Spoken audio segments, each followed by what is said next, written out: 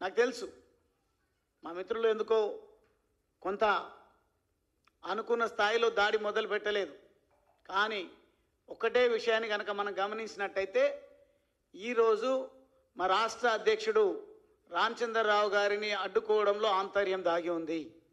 అది Jubilee hills ఉప ఎన్నిక. జూబ్లీ హిల్స్ ఉప ఎన్నికను దృష్టిలో పెట్టుకొని మాత్రమే ఈ సమాజం యొక్క సంఘటిత శక్తిని నీరుగార్చేటువంటి ప్రయత్నం చేస్తున్నారు. అదే మాదిరిగా వారు మాట్లాడే విధానాలు కనుక మీరు గమనిస్తే, నేను చదివిందేమో ఆర్ఎస్ఎస్ స్కూల్లో లేదంటే బీజేపీ స్కూల్లో అంటారు, నేను కాలేజ్ చేసిందేమో స్కూలింగ్ అంత అక్కడ, ఇంటర్మీడియట్ లేదంటే ఇంకా ఆయన ఏం చదివి ఉండవు నాకైతే పెద్దగా తెలియదు. కానీ కాంగ్రెస్ పార్టీలో ఈరోజు వారితో పాటు కలిసి పనిచేస్తున్నదైతే చెప్పిన వాళ్ళైతే నేను ఎమ్మెల్యేగా నిలబడ్డప్పుడు వాల్ రైటింగ్ రాసేవారని చెప్పేది. ఏం చదువుకున్నారు, ఏం రాసినారో పక్కన పెడితే ఈరోజు రాయాల్సింది, తలరాత మార్చాల్సింది ప్రజలకు ఇచ్చినటువంటి హామీలను నెరవేర్చి ఉప ఎన్నిక కాకుంటే మళ్ళీ ఎన్నికల్లో రండి. 34 వరకు నేనే ముఖ్యమంత్రి అంటున్నారు కదా, మాకేం పర్వాలేదు. మీకు రాజకీయాలు, ఎన్నికలు గెలుపే ప్రామాణికం కావచ్చు.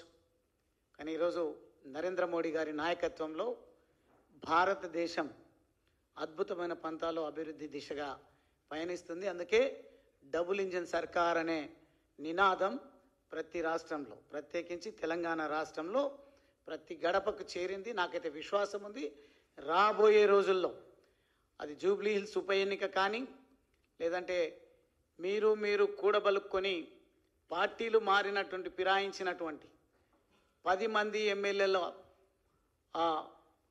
వాళ్ళ సభ్యత్వం విషయంలో కోర్టు ఆదేశించినట్టుగా స్పీకర్ గారు నిర్ణయం తీసుకుంటే ఆ ఉప ఎన్నికల్లో కానీ గెలుపొందేటువంటి ప్రయత్నం చేయండి, అభ్యంతరం లేదు.